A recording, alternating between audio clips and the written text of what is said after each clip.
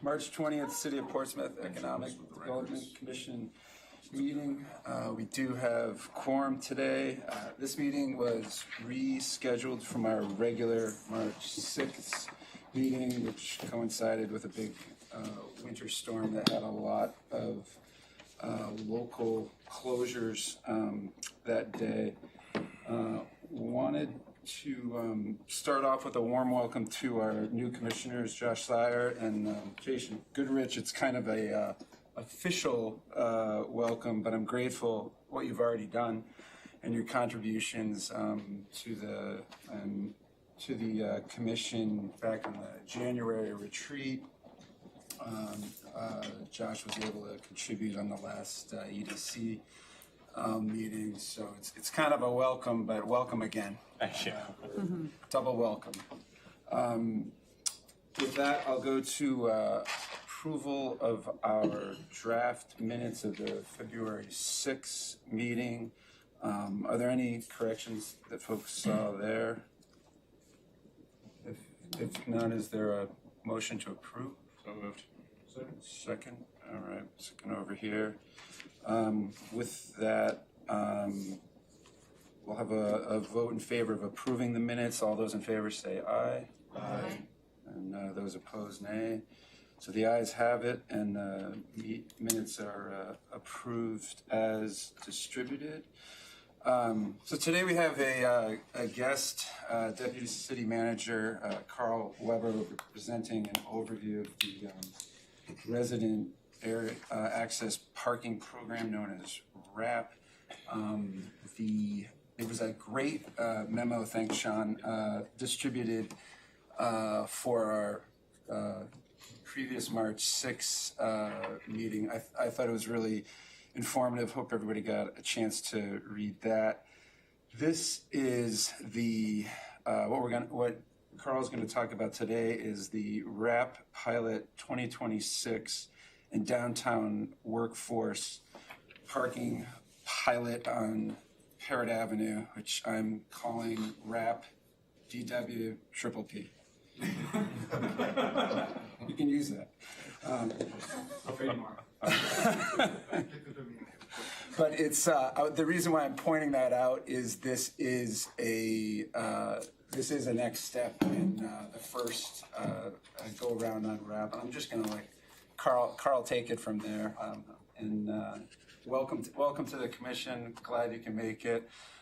You're our main show today, so have at it. Perfect. And I have Ben Fletcher and Mike Cassad here as well to answer any questions that you might have. And thank you for having us in today to talk about the RAP program. It's funny, we called it RAP partly because sometimes parking gets a bad rap. So what you'll see before you is, and hopefully you had a chance to read through this, is we've modified this a little bit. One of the things that has been important is this was the result of a request from the council for us to develop a residential parking program based on some of the lessons learned of prior pilots or prior activities. And we've gotten a lot of feedback along the way from the city council, the rec board, the library, the chamber, and really tried to come up with a way to increase resident access in certain areas adjacent to downtown. And what you'll see is we added this downtown workforce provision as a pilot too, partly because of the feedback that we got from Ben and the chamber and folks we met with there, just because we realized that there was a need beyond just the garage. And so what this really is we're looking to do this pilot this year, which is really a proof of concept. And in the areas that you look at that we're talking about, it's just some roadways. It's not the lots at this point. Originally, we had some lots in there. We took the lots out. We know that some of these areas are pretty intensely used, and they've got long stays. So by trying to monetize for non-residents, we want to see if we get some turnover, because one of the things in parking is the monetization of certain things does change behavior. So when you all of a sudden start to charge for something, someone may go somewhere else, or it may turn over a little bit more. The other thing that we learned was in the old pilots, it was cumbersome for the residents. You had to come in and get a hang tag, you had to put it in at certain times and all these things. We're trying to make the pilot as simple as possible, which is if you register your plate with the parking office, you can park in these areas as a resident. You don't have to do a thing. You don't have to have a cell phone on you. You don't have to start, you don't have to go to a kiosk. You don't have to start anything in the app. It's just you park there. When we walk by, we put in the plate. They know that you're a resident and they move on. It's that simple. The non-residents in these areas would pay $1 an hour. And we're going to see if that sort of helps to free up some of the spaces or encourage folks to not park in people's neighborhoods just to walk to downtown. And so we're really trying to see how that works out. The interesting thing is a lot of people ask us, well, why can't you just know that I'm a resident? Well, the DMV rules don't allow the tax office to share that information with the parking division. There isn't something you have to do as a resident to initiate that activity that says, hey, I want to be in the program. Folks that have already done that get the discount already when they park downtown. This just would allow them to park for free. And the current ordinance on the 3 hours free for ADA or for veterans parking still applies to all these RAP zones as well. Again, we learned a lot of lessons along the way. Try to use a simpler approach. Don't make it cumbersome for residents. Some of the feedback that we've gotten along the way that we haven't been able to address yet, but we're looking at addressing is how do we make this simple, the process of registering or re-registering for this program simple. We'd like to move it online. There's a little bit of things we're working through with the legal department and coming up with a process.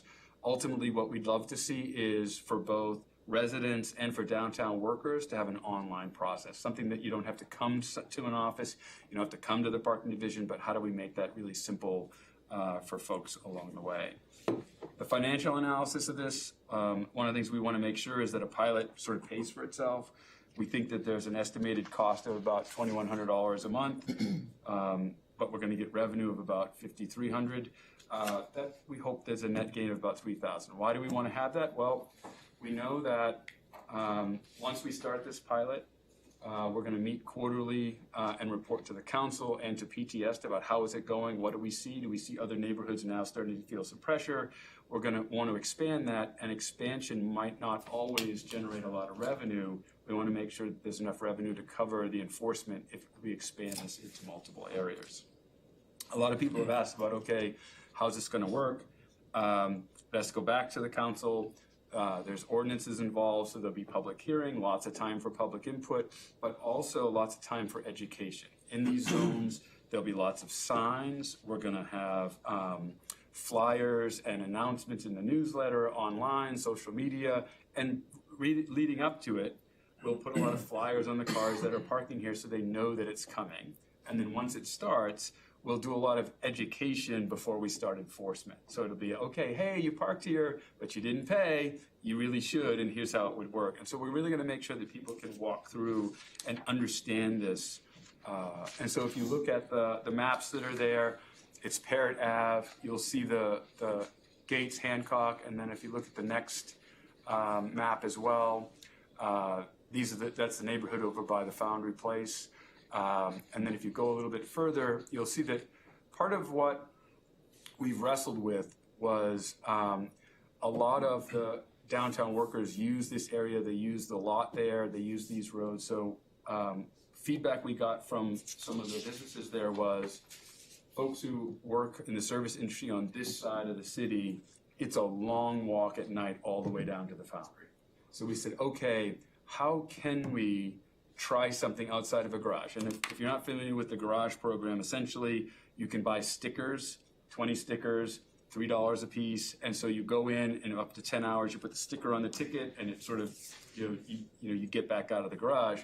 Well, on the streets, we don't have tickets, we don't have gates. It's really hard to do it. So we really sort of came up with how do we do this? And what we came up with was this downtown workforce pilot just on Parrott Ave to test this out.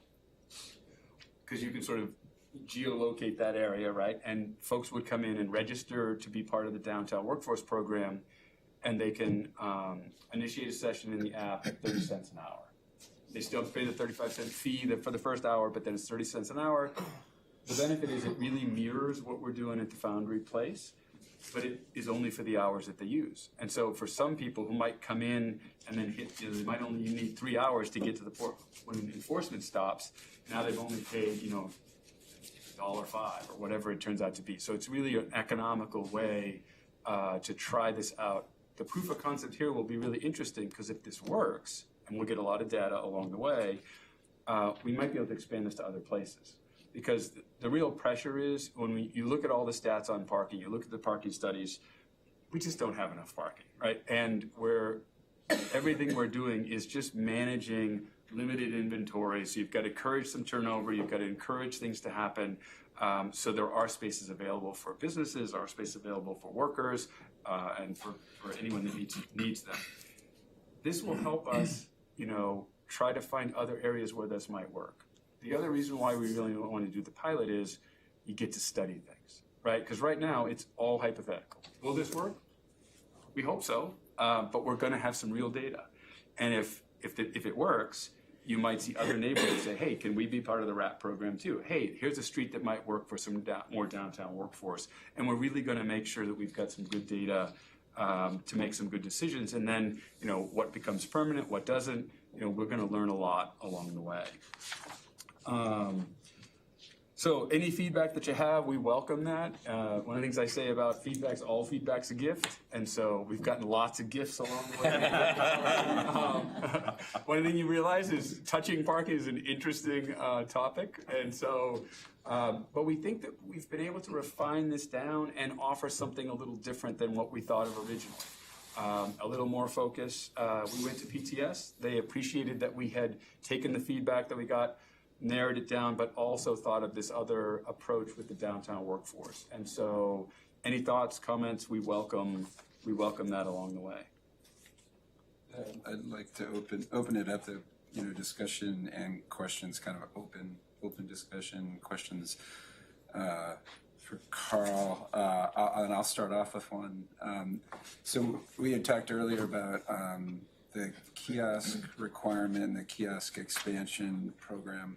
Can you talk about that, and also what the signage program is? Are these temporary signs? Are these permanent signs, or that kind of thing? They're kind of those two things are kind of related. Pull the map back up. Sure, that would be helpful. And I'm sorry I didn't mention that. One of the things we did realize is in the Parrott Ave area, we are going to put a kiosk there. Why? Because not everybody has the phone or an app, so folks, especially non-residents, would be using the kiosk there, so we're going to locate that sort of somewhere in the middle. For the other areas on the map, we're not going to put additional kiosks because there are kiosks that are close by, but also we're encouraging that for residents, which residents don't have to do anything. So I don't need a kiosk because residents can park there if they've registered their plates. For signage, there'll be permanent, what'll look like permanent signage, even though it's for the pilot. Regular signs like you'd see that explain what the zone is, what the costs are in those zones. And we're working some of that out now. So we're working on some marketing materials, working on the signage that'll be up, and we'll, distribute them throughout the area so it'll be pretty clear what those zones are. Similar, if you go into any other area, you see the parking signs. It's frequent enough that you understand what area that is. And again, I think we're going to do a lot of education along the way as well. And again, is one kiosk enough for that area? Probably. We think that it works for that area. The neighborhoods, again, we're really trying to encourage that to be for residents because those are their neighborhoods and we'd like people to park elsewhere. So again, all of our non-residents, the app usage, what we see is it's about 94%. So when you see the app usage at 94%, there are communities across the country that are starting to phase out kiosks and just use the app. And I think at some point, there's enough technology there that people can do that. We still have kiosks now, but we know that, and this is primarily non-residents going to be paying in this area, well, 94% of them are using the app. So it's like, okay, let's make sure that we don't put extra infrastructure in and cost, even in a pilot, that we might have to move or repurpose later on. Commissioner Snyder? Just a couple of quick clarification questions. Is the pilot program only Parrot Ave, or is it the residential areas as well, but the Parrot Ave lot is for the employees to pass too? Want to be clear, it's not the lot.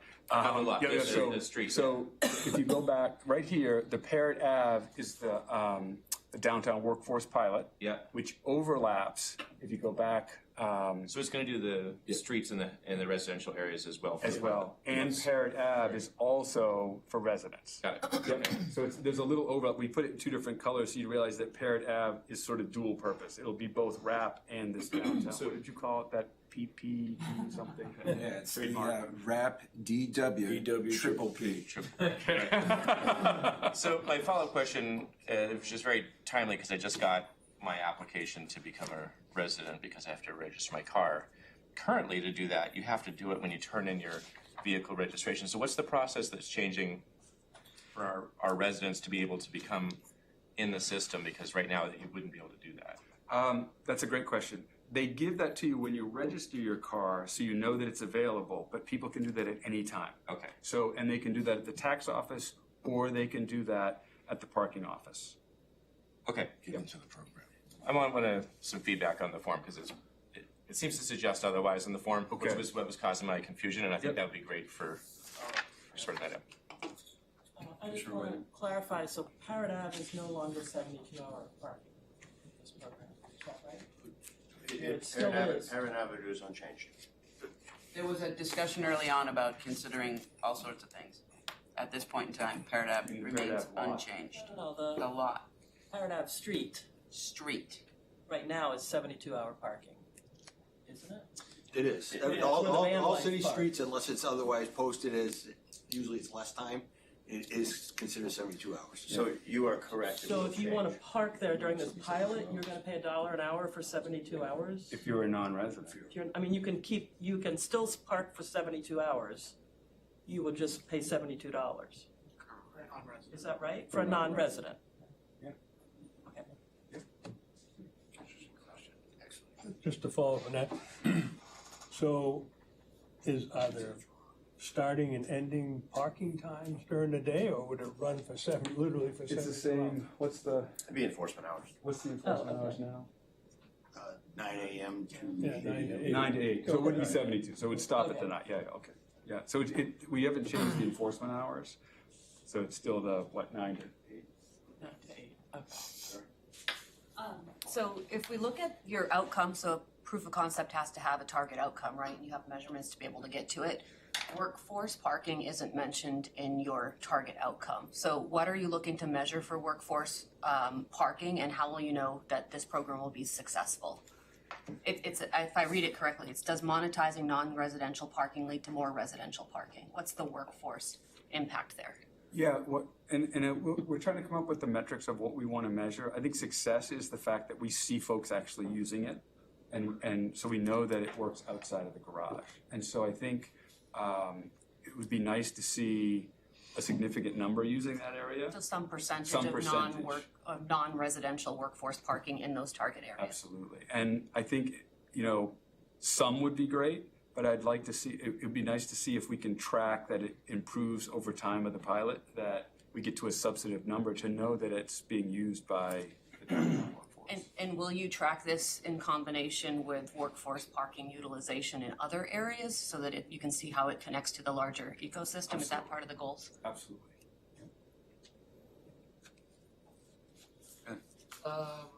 I'm curious, what's the mechanism or the process for the form, if you will, for downtown workers to join this program? Maybe they haven't done before because it's the other side of town, that sort of thing. Yeah, I think we have a form now that they use to do that. We're trying to figure out if there's a way to make that a little more streamlined. And we were thinking about, right now, they just come in, they show that, they buy their tickets. We were thinking about this would be quarterly, because we're trying to make it not too often, but not. So they'd have to go to the parking office in the garage quarterly to verify with a pay stub their employment downtown. Yep. And I know we talked about this, but why can't that be like an online submission of here's a picture of my pay stub, here's a picture of my ID? It's just curious, is there some legal reason for that, or? I think we're working with legal to see how to find a path to do that. We just don't have it yet. And I don't want to, what we didn't want to do is wait till we get that path that delays this another 3-4 months. I think we'll try to make it as streamlined as possible. I kind of have a related question to Ben's question. So I just went through this process of registering as a resident just like a week or two ago. Is there a way, and I did it at the parking office, is there a way of even further making it more efficient? In other words, not bringing in utility invoices, maybe making that form shorter. I mean, even when you get, I was just trying to think, what more do you need from Andy Ward than license and registration to prove, actual proof of residentship? I had to go back to my truck twice to get evidence that I was but that being said, I'm really happy, really grateful for the program as well. Yeah, I appreciate that feedback. Part of it is I think we're looking at any process to is it too cumbersome? The answer is probably a little, right? It's the default switch is so how do we make it cleaner, quicker, faster, a little less cumbersome? So I appreciate that. I think we'll continue to look at that. We'll look at that form. Any feedback you want to just scribble, send it to us. Happy to sort of look at that. Because again, we're trying to make this less barriers for the residents, but less barriers for the downtown workforce too, which is why we're okay, let's not do it monthly, let's figure out maybe quarterly, so it's just not a cumbersome process. Monthly would be. Yeah, and so again, I think online would be my preference, and now it's about how do we make that happen, and we'll find a path forward on that. So hopefully even during this pilot, we'll introduce some of that. Go ahead, Ben. Just, I'm just thinking, because I know for me, quarterly things like that slip, right? We all do, I suspect. I don't know if there's a way, what would happen so I assume if somebody was enrolled in this and they had filled out their paperwork, eventually when the quarter's up, they would try to use their preferred parking kind of status in the app and it would say no longer valid. Is that, they'll get some sort of warning that hey, you're no longer in this group anymore? How does, are they going to know that they're not? The rate would change. So I think the rate would change. Okay, yeah, so they won't have access to the rates. Yeah. In a perfect world, it would be nice if a system sort of sent them a reminder that said, That's "Hey, what I'm kinda getting at, hey, yeah. re-upload your things. Has anything changed? No. Take a new snapshot of that paycheck. Done." And it's just done. It would be that simple. And that way they get some reminders. Hey, it's coming. Yeah, that's exactly what I'm trying to drive at a little bit. It'd be nice if there was some reminders. Yeah. Tom. I don't want to keep talking about the application process, because I have a separate question, but if I'm already a resident user of the Park mobile app, do I have to register again for this? You do not. Okay, so You're free and clear. If you've already done that process, you can park in any of these zones and you're fine. Can I add a caveat to that? When you register for Park Mobile, you also have to add on proof of residency, right? Yeah, I think you're talking about, Resident you're a resident in Park I'm a Mobile. resident. He did You the have to others, discount it yes. already. Not just, but not I've just. never had to update it. Correct. I don't know whether they just figure out every time I register the car. that- Yeah, exactly. Scott. So literally, there's no I expert. got a reminder letter that it's only good for 2 years, my discount, and I had to go in and redo it.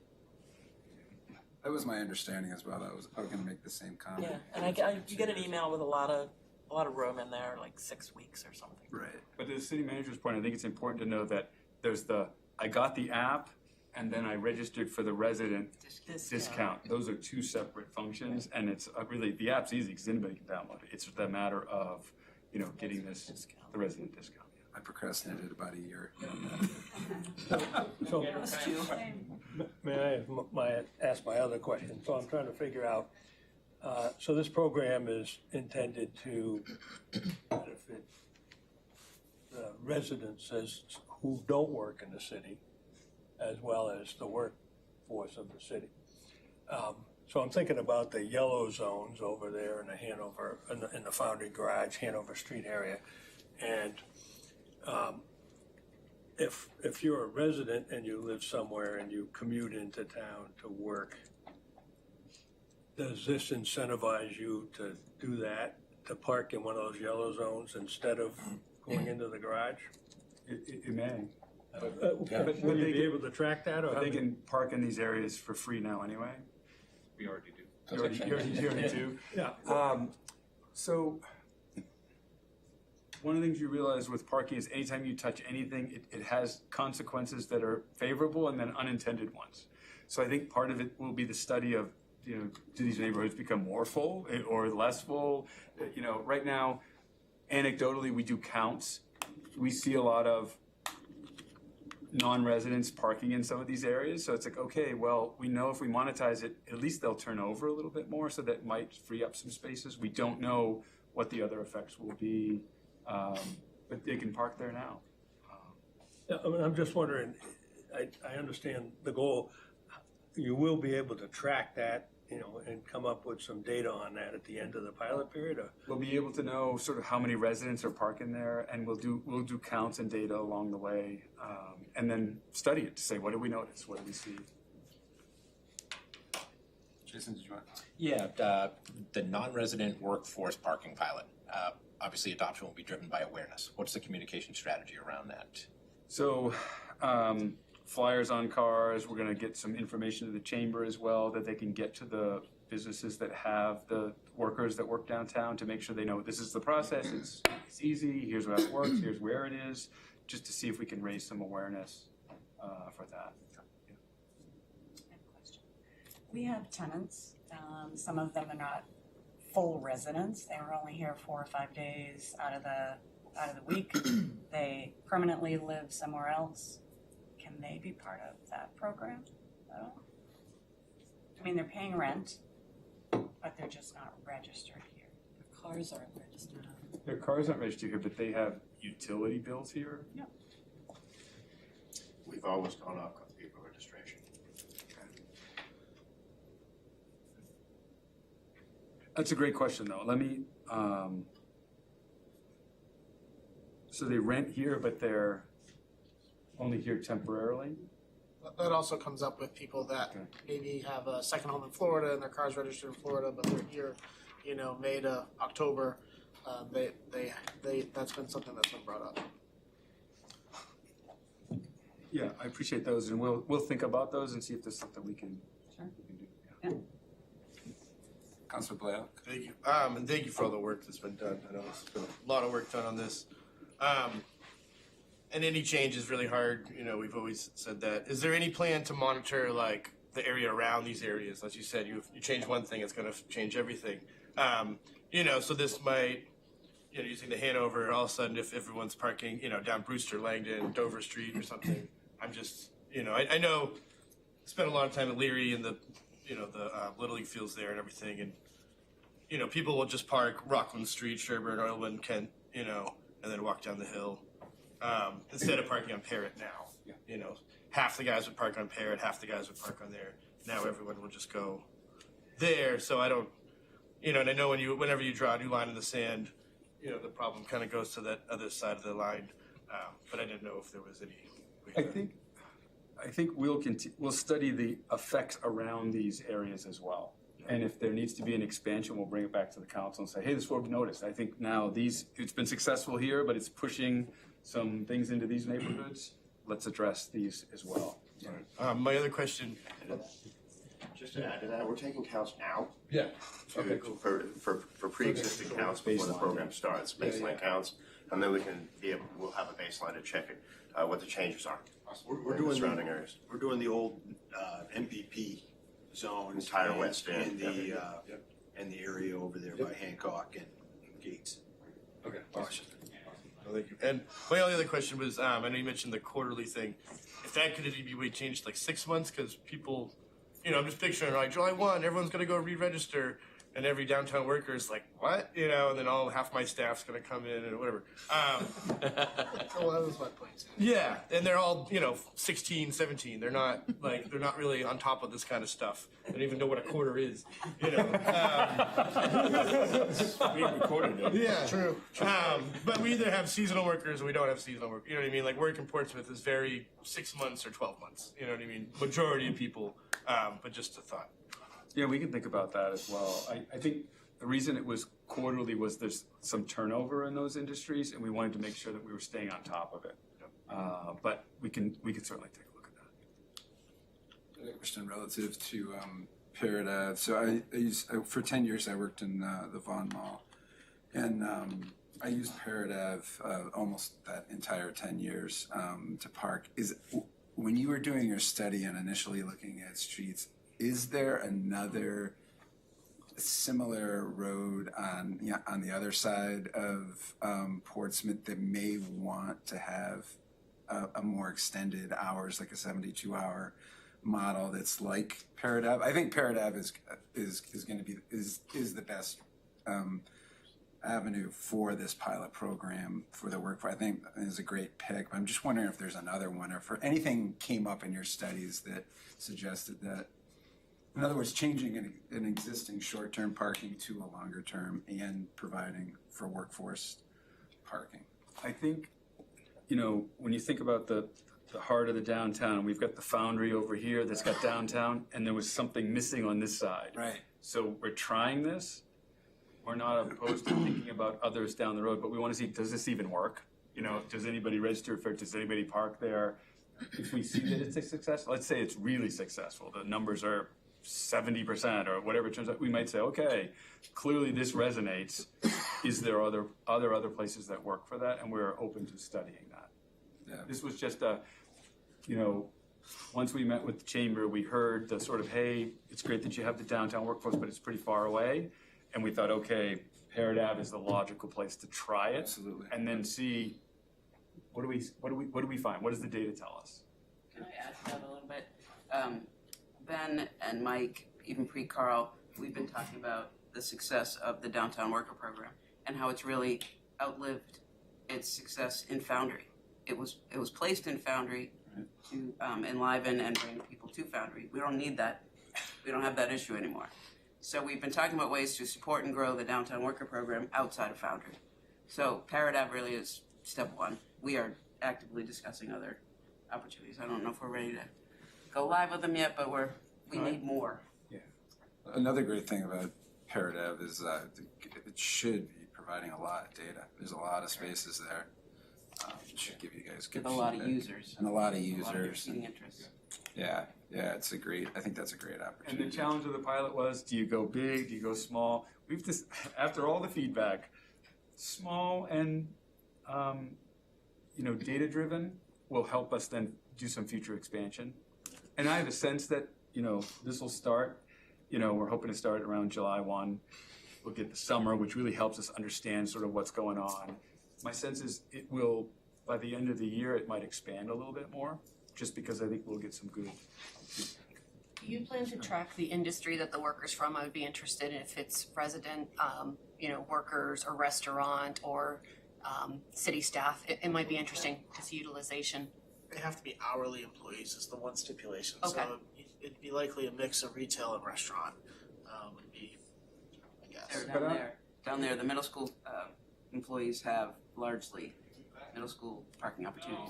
And by and large, the library staff have an agreement with the Middle Street Baptist Church in their back parking lot. So I don't So we think foresee a lot of city it'll staff being part of this. be restaurant and retail primarily. We think, but that's a good, I'm gonna make a note of that. It might not be bad to ask that, just to collect data, like what industry is using it the most. Yeah. Absolutely. Again, for clarification, this pilot program has passed city council, or is this going to city council for final So approval? it has to go to the city council, and it will be, since it involves both a policy and an ordinance, it will require public hearing and reading, so it'll take, a month or month and a half to get through the process. They got a view of our original one, got a lot of feedback, and then we were sort of making the rounds to get the rest of the feedback before it comes back to them, because they want it to be a little tighter. And What's the timeline for getting back to council? so we'd like to get this back to the council in April, and then that would start the process of the hearings and the other process that'll get us to being able to do a lot of education and hopefully start this. We're trying to do first of the month whenever it goes through the whole process, so that'll most likely be, based on the time frame, I'm thinking July 1. If it gets a little sooner than that, great. But if nothing else, once they pass it, we can do a lot of education for the month of June. if I might, I think it's an opportunity for education during. I bet there are a lot of residents that don't know that there's a discount program already, right, with Park Mobile. And so when we figure out the form and sort of streamlining things, onboard as many people as you can before it's, while it's going on, so we're not hitting that at the end, like get ahead of it. But it's a good opportunity just to use the press that, there's an opportunity for residents now to save money. It's not just it's an aftermarket thing. This certainly raised some awareness in the press around parking, so this is Any other questions or comments or discussion? I don't want to cut it off, Carl. That was fantastic presentation. Really appreciate it. Anybody have any last minute? No. All right. I appreciate the feedback, and we'll take a look at some of the questions that you've asked, that if we can refine that or think about if it's not this, but we can do it in the future. We certainly appreciate that because we're trying to make this work well. And it sounds like there's an opportunity after the pilot, maybe that the EDC, can help advise or have assignments with your findings and with your data. It sounds like in the immediate future, you guys are on your way and you have your process with City Council and the hearings. But we'll be in close touch, and I hope this was helpful for you guys as well.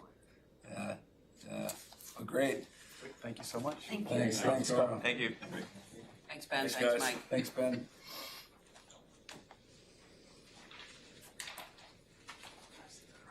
So with that, we can get organized here.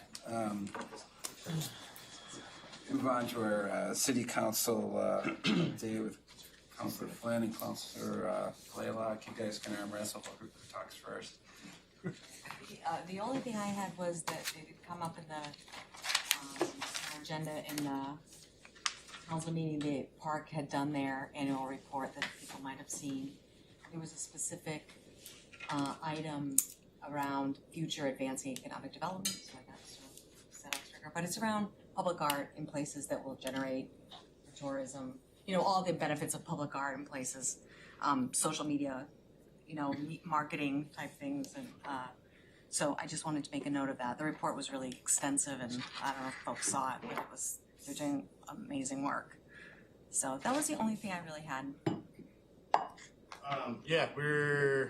We've been discussing like community power and stuff. There's been some issues with that. We're in a work session, kind of notify residents that they can opt out and stuff like that whenever they want. Can I give a plug for that? Yeah. It'll be at 6 o'clock before the April 20th council meeting. And we'll have members from the Community Power Coalition of New Hampshire. We'll have the New Hampshire consumer advocate, Don Crease. And we'll talk about the origins and what makes it different and kind of the short and longer term future. That affects I know in the Sister City Committee, we're trying to make a connection with Halifax, Nova Scotia. And I saw in the news the talk of the ferry and everything. That could be an exciting economic opportunity for Portsmouth, I think, especially that the ferry carries cars on it. So people wouldn't just be leaving their car in Portsmouth and taking off, which would have been with the ferry that was going to connect us down to Cape Cod. What else? Oh, the Sister City film. Yeah, there's the Cinema Ritrovato. It's a traveling film festival. Came over from Italy. Partners with our Sant'Angelo and UNH. So that's going on. I could send that out to the group, I guess. So the mayor from Sant'Angelo is coming. They're actually having some of it's up in Durham, some of it's in Portsmouth. I know they're having one film at the press room, and it's like a silent film, and they'll have like a band playing during the film, so kind of cool stuff. Then they're showing The Lost North End at the library on the 29th, Sunday the 29th. I don't have anything else really that we approved we paid the school care for the teachers. Budget seasons looks like it's going to be tough. Yeah. Always zoning. Oh, there's zoning. So there's some information around the Gateway Corridor that came up in the last meeting. Some zoning changes, Marona Road. Yep. I think the film festival is so interesting because it's such a great intersection regionally because of there is this program at UNH that is so robust, and a number of those professors live in Portsmouth, I think. So that's really great. I'm starting the behavioral health task force, just trying to bring all the organizations in Portsmouth that work with mental health or behavioral health, just making sure there's no falling through the cracks and stuff, and that we're not duplicating programs. The rec board met with the YMCA to try to make sure that we're talking and can collaborate and not duplicating things. They're in a similar position to us where they don't have all the funds in the world and they have some old buildings and stuff. But there was talk of, we have collectively 4 pools together, maybe in the future there's some way to work together or consolidate but they're also trying to connect Wamisit with a bike trail and then connect to the rail trail. So then that'll have a full connection, at least especially for that community, which I think is really important. I don't have anything else. Question for Councilor Flynn. You just mentioned zoning in Morona Road. I'm just curious, is that part of the gateway? Is there a change to densify? Was it anything specific that you could share at this point? You would ask me about zoning, right? I know there are some lots right on the corner as you pull in that they've rezoned for gateway, the G-Nod, I don't know the exact, I'm so sorry, I don't know the exact, Yeah, so there were just a couple of lots there, and there was kind of a robust conversation around it based on history, but and the Morona Road, it was really just the beginning, like Beverly Hill, kind of where, where Ben's Auto Body is and stuff, and so change that from Zone 1 to Gateway 2. Gateway 2, yeah. So then that would, increase the potential uses. Is that just for general density, or was there a conversation around housing? I'm just curious. It came from the housing, no. Yeah, that's right. Housing. Yeah, that's great. I'll look it up. Thanks. Yeah. There was some concern that, that road is landfill, but it was stated, by legal that any property owner has to disclose all information to any new purchaser, It's not really the city's obligation we don't own it, right? So. Thank you. I just noticed in the packet there's a couple applications for folks to be on the housing committee. I talked to some people that were on the housing committee. It hasn't met in a while. That process is moving forward. And that committee remains. And I don't have an update. I don't know. I don't have any update right now on that where it's moving forward, but I can follow up. Yeah. The other thing we did decide to go with, we increased the elderly exemption. So we went up to $65,000 for single, $85,000 for married, and increased the asset limit up to $750,000. It was basically Roseanne Lenz who kind of told us, this is who's coming and looking, this is getting denied, this is where they're at. So these levels will kind of include everyone that is looking to get this.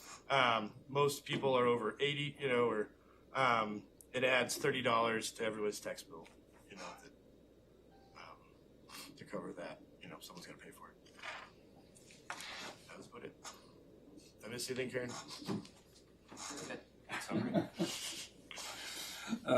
All right, with that, I'll move on to the working group discussion. So the working groups that surfaced in our February meeting are actually in the meeting minutes that we approved at the beginning here, but I'll go over them quickly as a reminder, especially since we lost a couple weeks because of the snowstorm. The first group was the future of work, and that was including infrastructure needs, workforce needs, smart city, CTE, and that initial group raise of hands was Councilor Blaylock, Vice Chair LaChance, and Commissioner Sire on that. The next group was parking and transportation. That initial group was Commissioner Weidman and Commissioner Clement and Sean Clancy. And the third group was arts, culture, and enrichment, and that initial group was Councilor Flynn and Commissioner Howard. Where I'm going with that list is that if you haven't done so already, get your first meeting on a calendar and think about who might be the lead in your group. Our next meeting is April 3rd, so it's only 2 weeks from now. One of the thought processes between and having a 2-week delay on this meeting was to not miss a whole month of working group time opportunity. And our hope was we could kind of take advantage of it without either canceling the meeting or scheduling it too close to the next meeting. So we kind of picked the middle. Go ahead, Dan. I'm unclear on our group parking and transportation. I'm unclear what question we're answering. Yeah, what the assignment is. What the assignment is. Yeah, so Sarah and I were kind of just talking about that too. One of the ways we can kind of address, so there's 2 resources for that. One is the notes from our workshop in January, and the other one was the document that Sarah authored on the structuring of the group. But there was a desire to examine that. That was an internal assignment. It wasn't an assignment passed down from council. And I can volunteer some time to help with that too. I can jump in on that. I think it's a good opportunity to use the decision-making Right. framework, which I think with the delay in the meeting, for the next meeting, I would like everybody to have a look at that. Maybe we could resend it back out so that we can say, does this make sense for us to help make decisions, or do we need to augment it? And then maybe take parking through that and see if there's something that comes out of it. We may end up saying, we're good, there's nothing to study, or we may identify items. Dead satisfactory. Is parking and transportation, is that looking at how different areas of the community are connected as well? You know, like Keys to downtown or Route 1 I feel to like we Keys or. did a transportation study 2 years ago. We looked at the 3 transits and we had Via come in and looked at study Right. micro transit. All of So that. I don't know if Are we we're just still- dusting that off and looking at that same thing again? Yeah. But there might be other alternatives, just in ways that people connect. Yeah, I'm going back Sure you'll to figure my it out. memory from January. Yeah, there was other rideshare, shuttle ideas. We spent a fair amount of time on it on the retreat. I'll pull out all those notes out of the general, the big notes, and send that out. Some of that is the complete streets too, with the bike paths and everything, and sidewalks. There's a lot of information out there, right?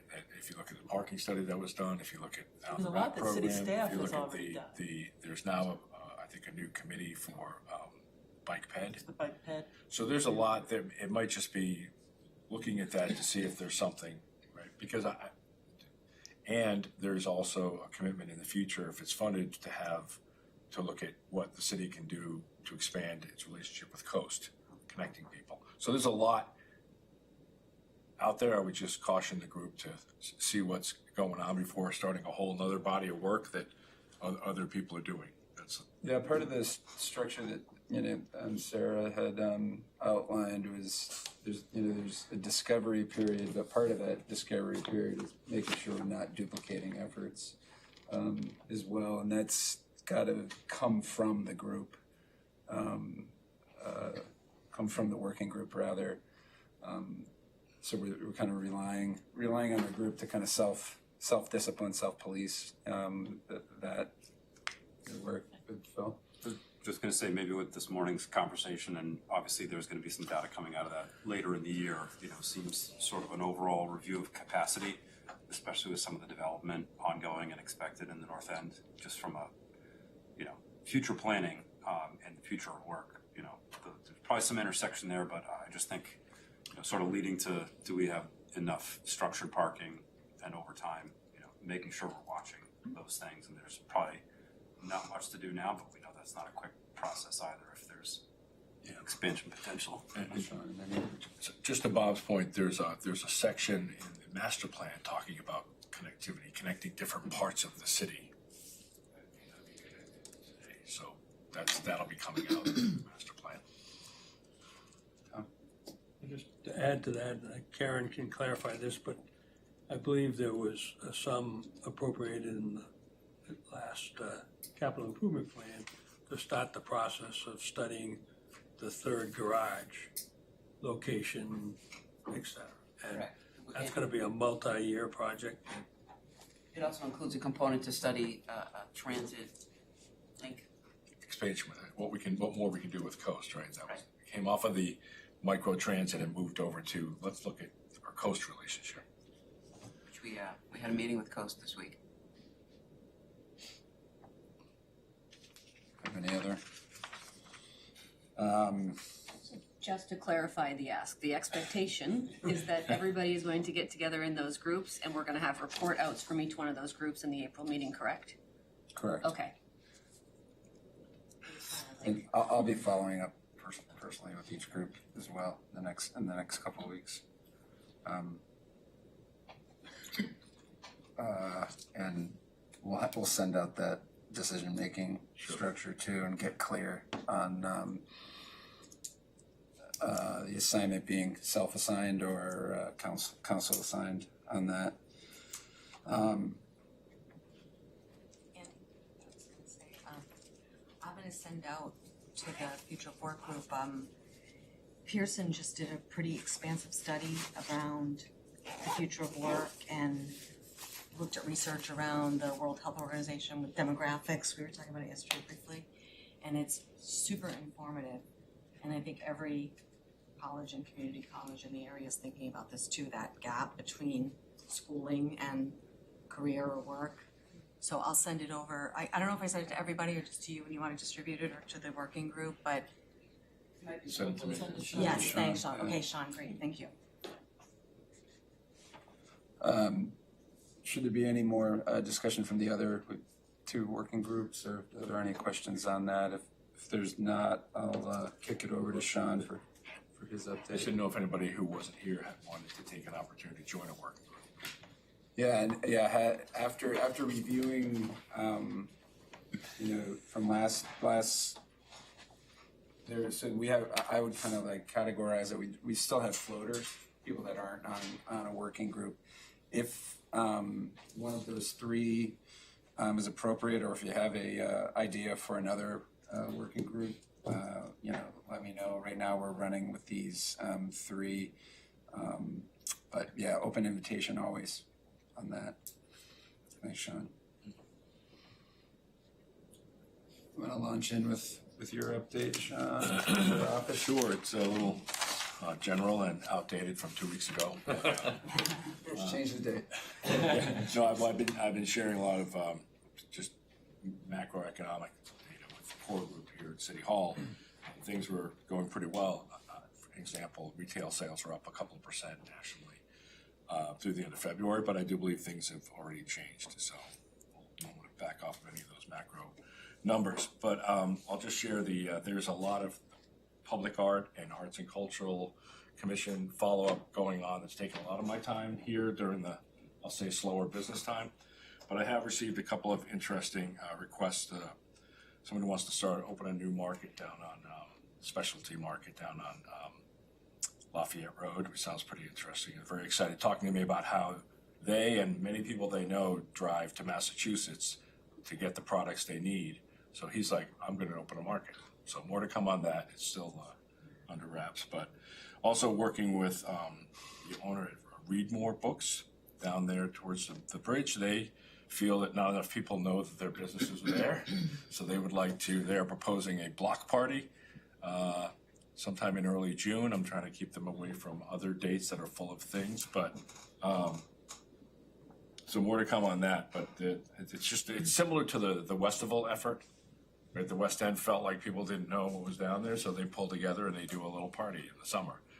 They're going to model that, I think, and work something by closing off that bridge lot, not the bridge lot, the lot near the Morro Bridge for a few hours.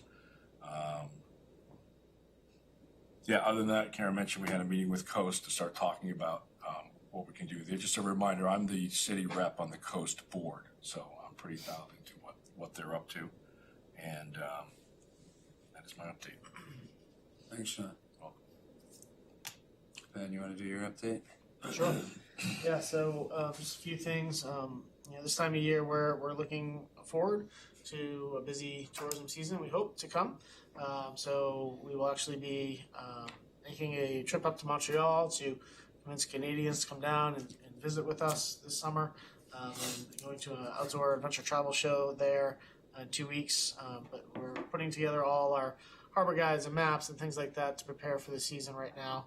One of the newer projects that we're really excited about is a redevelopment of our tourism website, goportsmouthnh.com, integrating a lot more functionality and tools to that site, AI coming to the table that will help. You can literally go to the website soon and say, I like craft beer and good Italian food, what should I do in Portsmouth? And it'll make you an itinerary of where to go and what to do while you're here in our city. So we're really excited to bring some of these modern tools.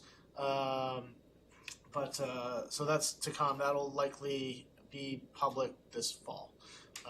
So it's a big project. So Restaurant Week is around the corner, April 9th to the 16th. Make your reservations, or the 18th, I believe, April 9th to the 18th. But as a organization, we're doing good work. Our membership is up considerably. Our engagement is up considerably. We have a really robust set of programs, and they're educational, they're networking, hospitality-oriented, industry-specific. Regionally, we're doing like West End gatherings now. So a lot of great stuff going on with us. I did want to share just a couple other things. One, we are engaged with Councillor Hopkins on a child care initiative that she is spearheading. We're happy to be at that table. It's a critical workforce issue. We have an event at the end of the month focused on housing and missing housing here in Portsmouth. So that's the 31st. Let me know if you're interested in that. And I did want to share that our state kind of parent organization, the BEA, the Hampshire Business and Economic Affairs Department, has a new commissioner, Lucy Lang. She has just started on the job. She'll be visiting here in Portsmouth on the 8th of April. We're excited to host her and welcome her to our community. It's actually the 9th, I'm sorry. The 9th of Portsmouth. So we're excited about that. That's all I have. Are you hosting that? The commissioner? Yeah. Yes. Quick question, Ben, and this might not be able to, you might not be able to answer this, but are there any metrics that you guys can look at and say, hey, we think this is going to be a really strong summer based upon anything you're seeing? The short answer is no. There's national trends that we can look at, and what's expected. I think certainly I think anyone that's paying attention to sort of larger picture things knows that visitation from Canada is likely to continue to be down this summer. International travel is likely to be down this summer. There was, hope that the World Cup would, sort of flood the market with people. Talk to people that run hotels down in the Foxborough, Boston area. They're not seeing much pickup at all from the World Cup. So that's really disappointing. I think we're going to have to rely on our regional drive markets again. And really push hard to have those people come and visit us this summer. And is that reflected, I guess where I was going with that, is that reflected in any marketing strategy? Like instead of trying to broadcast, say, because if we're not going to see that international, we're not going to see Canada, how are you guys modifying the message in terms of reach and targeting area? Yeah, great point. A lot of our sort of marketing efforts are digital and Google AdWords and things like that. So we have made some changes as to what searches do we want to pop up at. Drive markets, that sort of thing. We're focusing on day trippers. If someone's in New York City, where can I drive to for a great vacation? We want to be, right at the top of that list. So we have made some modifications. One of the things that we are looking at is a new software product that called Placer AI that uses aggregated cell phone data that would give us some really specific information as to where people are coming from, how long they're staying, what their interests are, all that fun stuff. And if we move forward with that product, that'll allow us to really refine our searches and be very targeted in our marketing. So we're optimistic to start that next fiscal year, which is a July start for us. All right. Thanks, Ben. So I lost Commissioner Weidman and Karen, but I have a question that other people might know. The UTIL draft on the master plan, are you guys anticipating that's coming back to council with? Yeah, There's a public meeting, Yeah. April 22nd, so we'll be going to council before that. Public input meeting. Is that community campus at 6 Community campus, 6 to 8. Is the draft available before that, or is that There's- when the draft will be available? If a draft is Sorry, I haven't available seen a draft. before that, it would be great to. Well, they're coming here next week. That was what They're kind coming of. to our next meeting. On present said April draft. 3rd. Yes. Yeah, what my question is, are we on time for that? That's all. Oh, yeah. We're all set for that? Yes. All right, Sorry. it'll be on the agenda. Yeah. Yes, they will be the star of the show. Yeah. I forgot one thing in my update. We had Student Government Day yesterday, and we had all the high school students, shuttle staff, and council and everything. So our future looks bright. I had this 15-year-old was all in on economic development. Awesome. Nice. Like dialed in. Parking too, Yeah. parking, they were talking about Yeah. No, I think like the fire department might have gotten a new recruit. I think like yeah, it was like one of the football players was like, yeah, they're all just like playing video games and they look out for each other and stuff. It's like football practice. And I'm like, well, go sign up. But it was cool, and thank you to all the staff and everybody. Yeah. All right, I'll open, open up to public comment if there's any members of the public that would like to speak. Go ahead. My name is Jim Wilson, Portsmouth. Hey, Jim. I showed up at the September Master Vision Planning session at the library and asked a question, which was, why is Portsmouth not treating communications as a public good utility like it does water and road and sewer and all that sort of stuff?